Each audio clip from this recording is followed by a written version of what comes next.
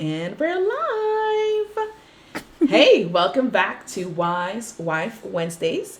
I am Abigail, the battle ready wife, and my co host, my princess. Nikki Johnson Valdez, thank you for having me.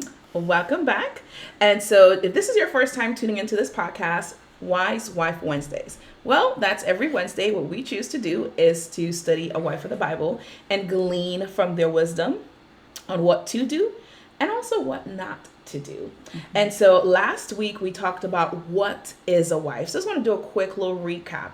So understanding from the biblical perspective, when we say wife, we're referring to those who exemplify a character, a godly character of a wife. We understand wife in the natural term is anyone that's married. But as we discussed last week, we talked about you can be a single wife, a divorced wife, a married wife, or uh, or you can be a widowed wife. So understanding that he who finds a wife finds a good thing and obtains favor from the Lord. So before your husband finds you, you should be exemplifying what it means to be a wife, because there are many who are married and do not exemplify wife characteristics. And so what we do is we study every week. We just pick a wife of the Bible and just glean from her life on what we can gain from her life. Wow, Nikki. I'm sorry. Golly. Anyways, Okay. this week we will be going over Sarah. As you guys know, Sarah is Abraham's wife, but before she was Sarah, her name was Sarai, as like how Abraham's name used to be Abram.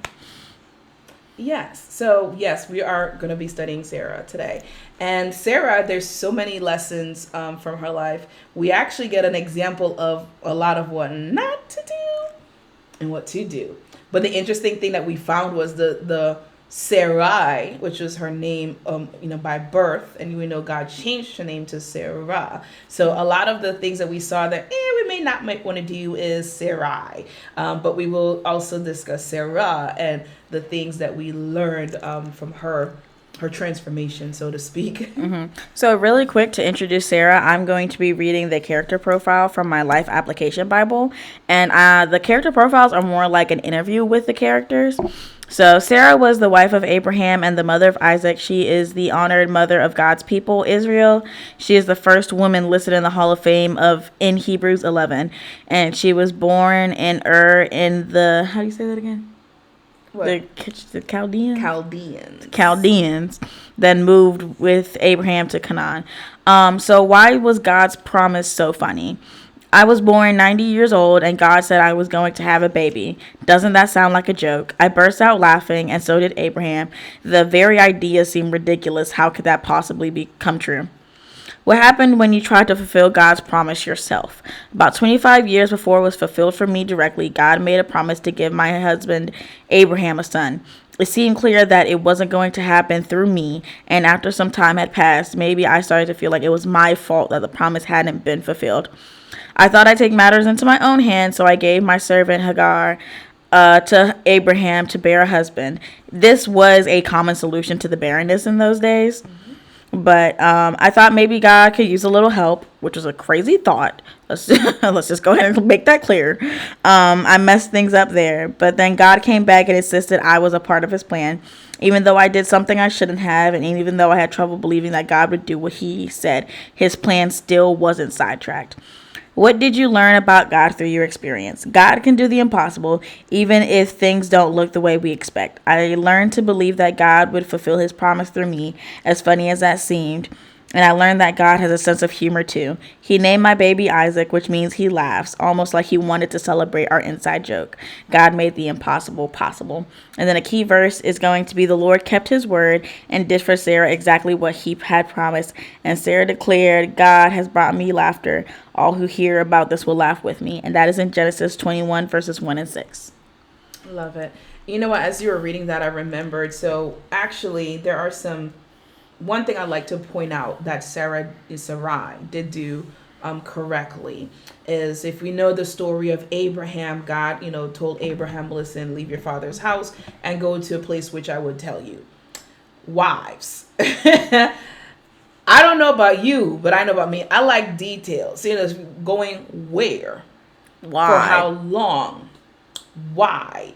You know, I have tons of questions. And what we can at least credit Sarai for in this instance at the beginning of their story is that she followed her husband. She trusted his leadership and she followed. And she listened. And she listened. That's something I'm currently struggling with. Listen, the first step is to be able to accept it. And that's the thing, as wives, we're not perfect. It's not that you're perfect. It's not you do everything right. But are you willing to grow? Are you willing to learn? Are you open to becoming better? And that's really the core of being a godly wife. Mm-hmm. Okay. And that's what we see here. So that's one thing I definitely want to talk about first as it pertains to being a good wife, is to be able to follow your husband's leadership, especially when you don't understand, because it could be very, very difficult in some situations. So I'm not like necessarily dismissing. I'm not necessarily dismissing, you know, some of the hard things that we go through and some of the hard times where we're not able to, you know, just make those decisions. And sometimes it'll be different situations and circumstances. It may vary, but it is very important that we as wives learn how to follow our husband's leadership. And even in the times whereas it may be challenging or a struggle, because we have a lot of questions, have a lot of concerns, you know, that's where we kind of default to the Lord and trust even his leadership within our husbands. And so it's very important that we learn how to lead as single women. As it's very important that you vet your husband's leadership qualities before you even marry him. So if he doesn't seem to be like a very strong leader, you might want to, you know, check into that, because it will be increasingly hard to submit to someone who is unable to lead, and also someone who is not led by the Spirit of God. I like to mention that I put my husband through trials and tribulations before I agreed to marry him. I made sure he was the one. And I feel like everybody should do that to some degree. I call it trials and tribulations because I have a sense of humor. But you can always just test the man that you think is going to be your husband. Pray to God about it. Make sure that your values align. Even if you have a difference of opinion on some things, your values still need to align in certain areas and you determine those areas in order for you guys to be a compatible fit, and in order for you to trust his leadership and trust that whatever leadership looks like to you, he's going to do that. Yep, you definitely have to vet. And so that's the first thing as far as what we learn from Sarai as a good thing is, again, like her following her husband's leadership. And what we even see too in her story, when she followed his leadership, even when he failed her in some instances. And so this is even a good example for those of you wives that you're scared that, okay, I'm trusting my husband's leadership, but it looks like he's not really doing the right thing. This is where we default back into trusting God, because what we see in Sarai's story is a particular time they went into a particular country, and Abraham told her to say, hey, I'm your brother, because he was afraid, you know, they would kill them if, you know, because she was so beautiful. And so the thing is, he lied. Well, it was kind of like part lie. She really was his sister, half sister rather. So technically didn't lie. She just kind of withheld information, but she followed what her husband said. But God still protected her, because what ended up happening was they still took the king of that land, took Sarah, you know, for himself. And Abraham ain't said nothing. Questionable. However, the Lord still, you know, visited that king, kind of let him know, fam, if you touch her, you will die. That's how powerful covenant is.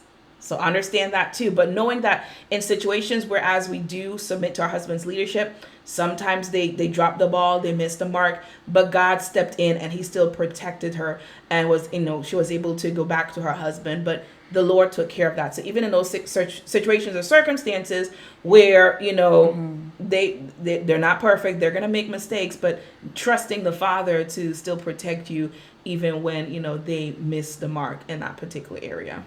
To add on to that, not only when your husband misses the mark, but when you miss the mark. Something that I realized while I was reading through the story of Sarah, is that she thought it was her fault. She thought that the reason that Abraham has not had a son yet, that the promise from God wasn't fulfilled yet, was on her. So she said, God, Abram at the time, he's like, she was like, obviously God's hand is against me. Obviously he has made me barren. So take my servant and have a child through her.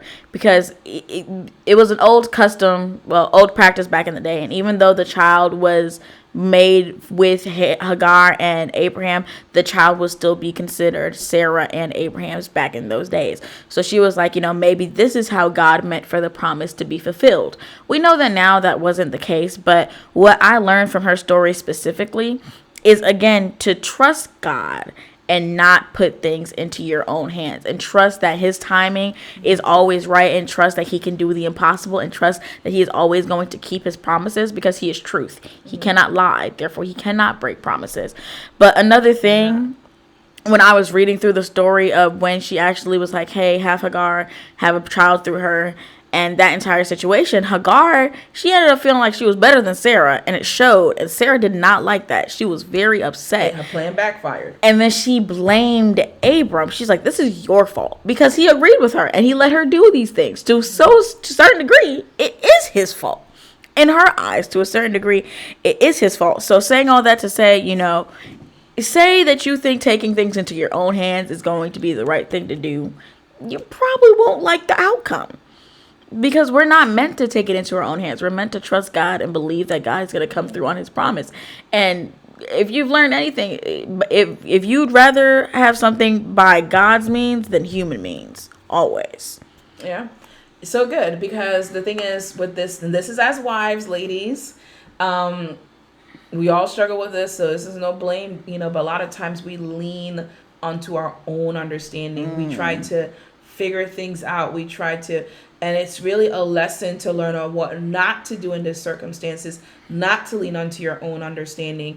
And sometimes it is hard to trust God, and depending on your situation. So what if it's a situation just like Sarah, you're barren and you're trusting God for a child, and it doesn't look like it's coming through. It doesn't look like it's happening. And so it is understandable to be in that situation, to struggle with trust. And that's why I'm glad we have these wives of the Bible, because a lot of their stories are our stories that we can understand. Maybe you're in a situation of a separation and you're believing God for restoration, and you start to do things you put things in your own hand. You feel like you have to do things. There's this issue with control that we struggle with as women. And what we found with Eve, the first wife that we studied, the very first wife ever, what her issue was, it still was an issue of control, or trying to manipulate things. That's the word that we see here in Sarai's story, is to manipulate things. You cannot manipulate God. You cannot. And a lot of times we hear manipulative or manipulate. You think of, kind of like the person is being vindictive. It's not necessarily that. It's you trying to control, or you trying to manipulate something to go your way. And a lot of times, and just to be real, sometimes even as innocent, it could be as innocent as we possibly can. And sometimes even in prayer, we can try to manipulate God, to try to, and you cannot. So even with that, I would even share to be careful of, manipulation and trying to control and steer things, and to really surrender to the Lord's way of how he chooses to do it, how he chooses to show up, how he chooses to, give you a child, however he chooses to show up and bring your husband, however he chooses to do it, and not for us to manipulate it or try to manifest. Manifestation is very real, and it's powerful. It's a real thing.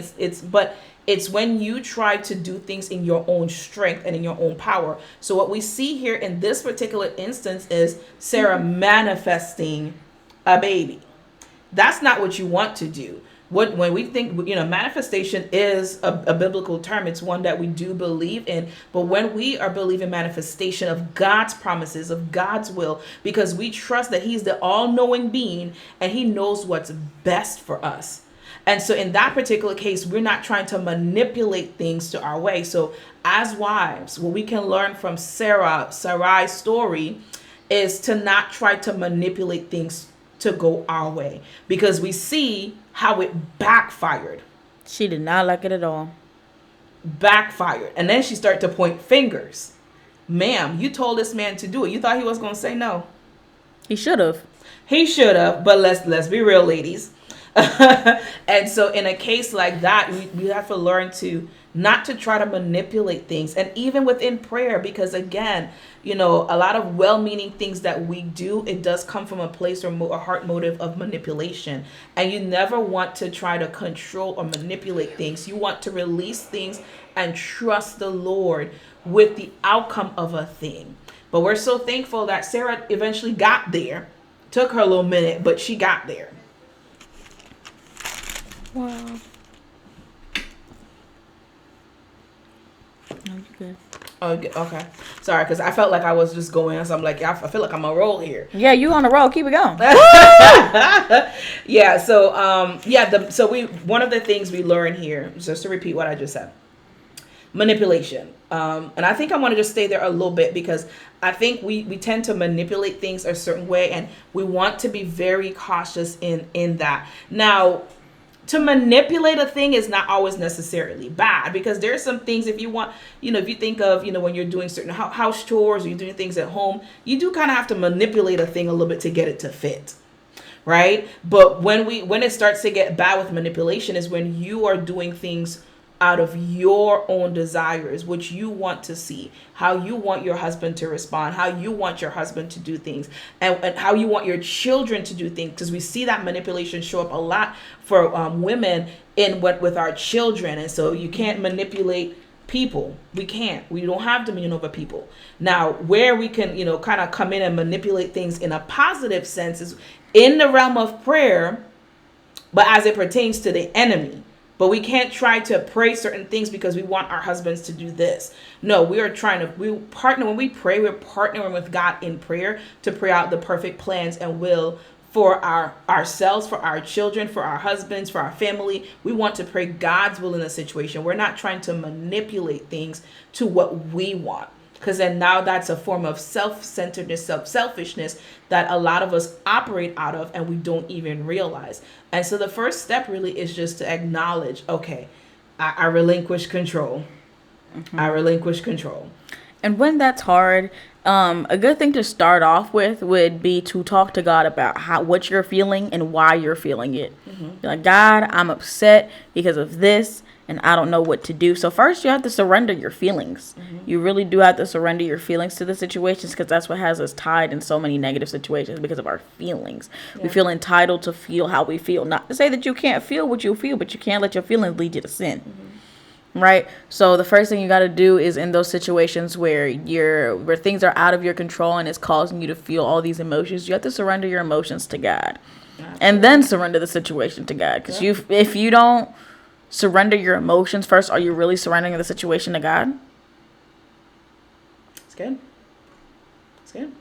And so in Sarah's case, what would have looked better if we applied, your wisdom that you just shared, is she would have, before she went to her husband and did what she did, she would have took that to the Lord.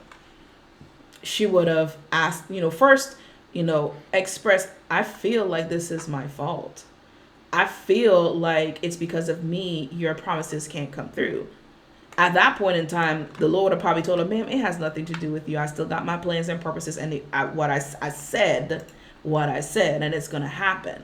So, to learn from her life and how we would apply it differently is, just like Nikki said, is to really first acknowledge what it is that you're feeling. I think we made the mistake of making it seem like our emotions are our enemy, and it's not. They can be if they're not handled in a particular way, but it's not for us to bury our emotions or be shamed by our emotions. It's to acknowledge whatever it is that you're feeling. I feel jealous. I feel a certain way. Like everybody else is having kids and I'm not. All of this is happening and I feel like you're slighting me. Whatever it is that you're feeling, you have to be honest with God with those feelings. Allow him to help you process through those things and even show you the truth. Because I always say when it comes to what we're feeling, remember, emotions and feelings are two different things. You experienced emotions, your feelings, and interpretation of your emotions. And so those interpretations may be based off of the truth, a lie, or a fact. And so that's where you have to process through to see, okay, this what I'm feeling here, is this based on a lie? Is it based on facts? Because the truth trumps facts each and every time. So allow the Lord to even reveal to you the truth of his word, the truth of, the situation, to trump the lies or the facts, whatever they may be. So that's just a powerful thing. Just even learn when we deal with things, is to first take it to the Lord, because we know women are very emotional, and men are emotional too. It's just that we tend to be a lot more sensitive emotionally, and we pick up and we feel more things, and so we need the proper tools to know how to really process and regulate our emotions and what we're feeling, and then from that place be able to then once she had expressed that with the Lord and got all of that off her chest, then she would have been safe to bring her concerns to the husband. Because as wives, we have to realize that we're very influential. And if we are being let out of our flesh, we can steer the ship the wrong way. We saw how that happened in Genesis with Eve and Adam. And so as godly wives, we want to make sure we're not making those mistakes. We want to make sure that the influence that we have on our husband ultimately leads them right back to the Father. Keep them right on the path that they're supposed to be on, because we're coming alongside them to be helpmeets, to help our husbands. That's good. I say the only thing I have to add with the situation of Sarah, we talked a lot about her unbelief and taking things into her own hands. Yeah. But once she found out, she was like, "Oh, I don't like this." She did still have a little bit of unbelief in the situation. Both her and Abraham did, because they're both like, we're old. I mean, those are facts. We're old. Like, in their common sense, they're thinking there's no possible, feasible way that I'm going to get her pregnant and she's going to give birth to a child. Their brains just couldn't comprehend that, especially because they were old. But, in chapter 18, there were some verses where they had some visitors come, and the visitors was like, in a time, I will return to you in a year, and by that time, Sarah, you will have a son. And she laughed. She was like, you're funny. That's a joke. But after she was confronted, she was like, you know what? I'm going to believe God for this. He says that, I will have a child in a year. That probably gives her a little bit more feeling like, oh, there's a time frame. That makes me feel a lot better. Mm-hmm. But she put her faith in God, and she was able to give birth to Isaac, and she became the mother of all all of God's people. Yeah. So what I love about this part, though, is to see where God, like, even though sometimes we may doubt things, that doesn't necessarily stop God. Now, in this particular circumstance, when we see the doubt, it's valid, because up until that point, no one was having. Well, let me clarify. No woman of her age. The issue wasn't Abram. The issue was her. Because I'm pretty sure if you looked at the genealogy, the men were still having kids, but they probably had like different wives and stuff like that. So neither here nor there, but. The more of the issue was her, the fact that a woman of her age to be able to bear a child, that was the miracle. The miracle was within her. But what you even see with her story is just the faithfulness of God to this, despite all of that, what he's able to do, but that he keeps his word.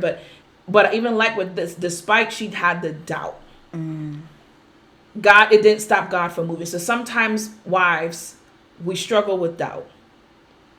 But, when you make a decision, despite what you see, to just trust God. I like how Hebrews 11:11 says, at the tail end, it says, she believed that God would keep his promises. Because he does. He does. At the end of the day, she had doubts, as far as like, not doubts in God. Doubt in her. She had doubts in her body. Like, is my body even able to still do this thing? Like what it's supposed to do? Mm-hmm. What it once was supposed to do? Like, do I even still have those capabilities? That's where the doubt was in. The doubt wasn't in God. But she trusted him to keep his promises.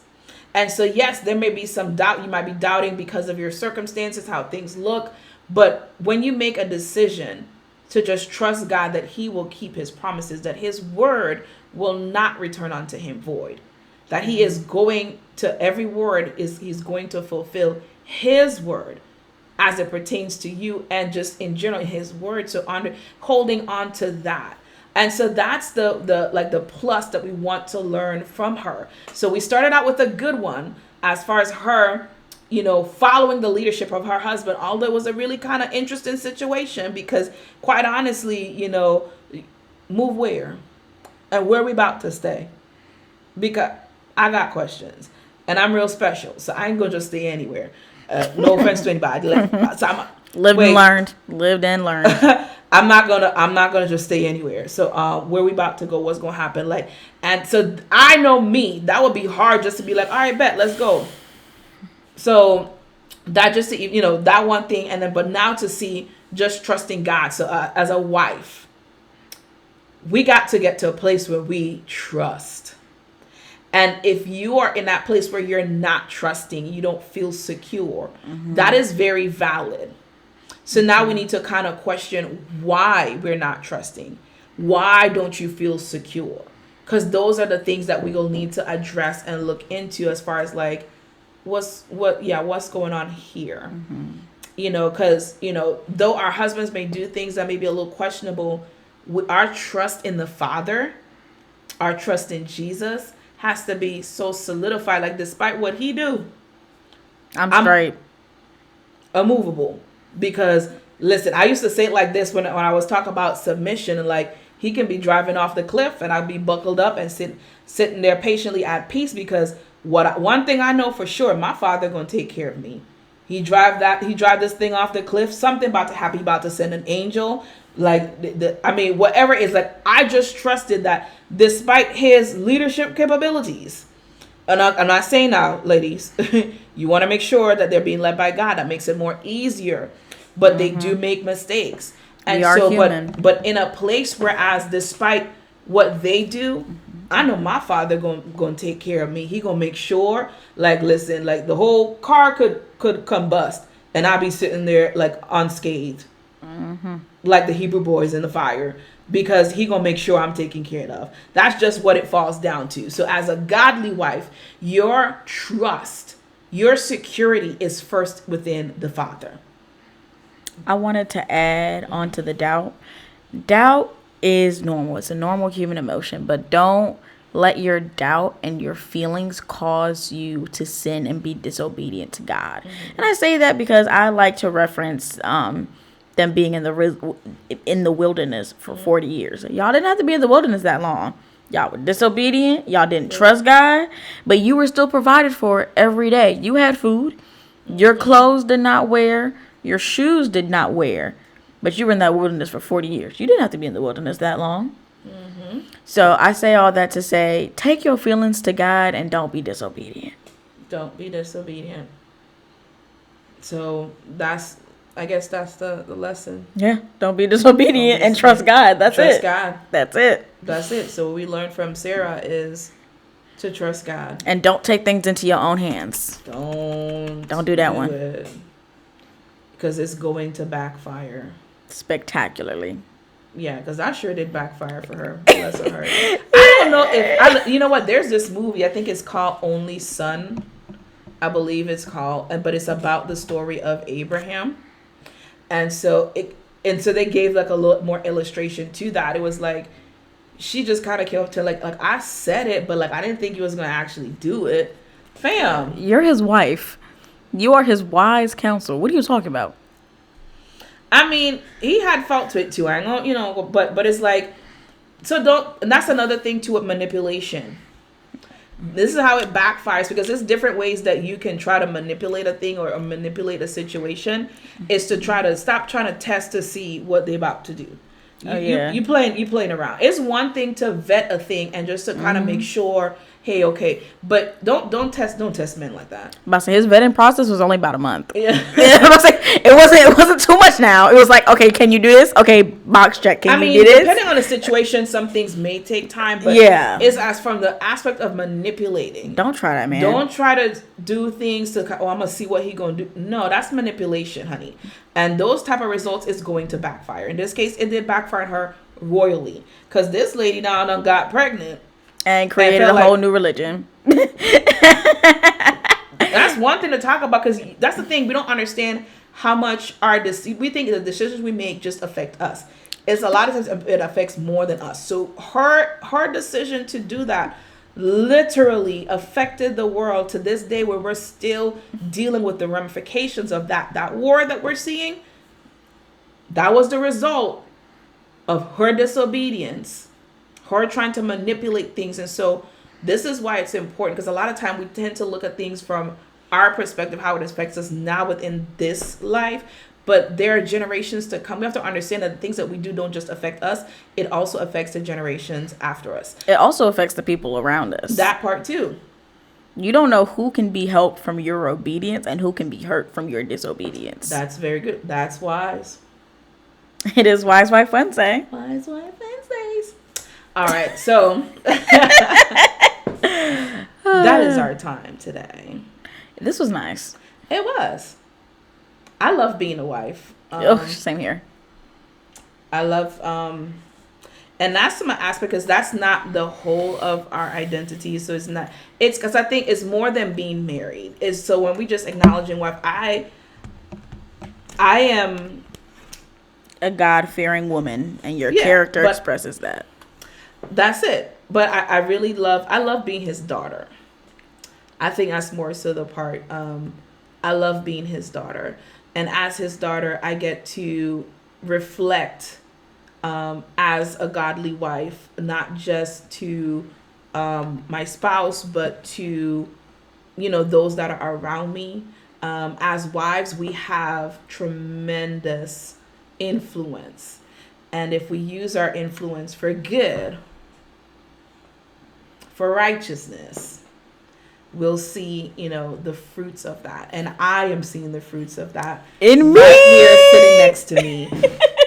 I was literally going to say that. It's like, because of your example of what a wife should be, even when, the situations weren't, the best and the brightest, your example of what a wife should be was really a big inspiration to me when I first got married. And it was a really nice foundation to lay on for my marriage. Because it was just like, if I didn't have you, who knows how I'd be a wife to this man, that poor man.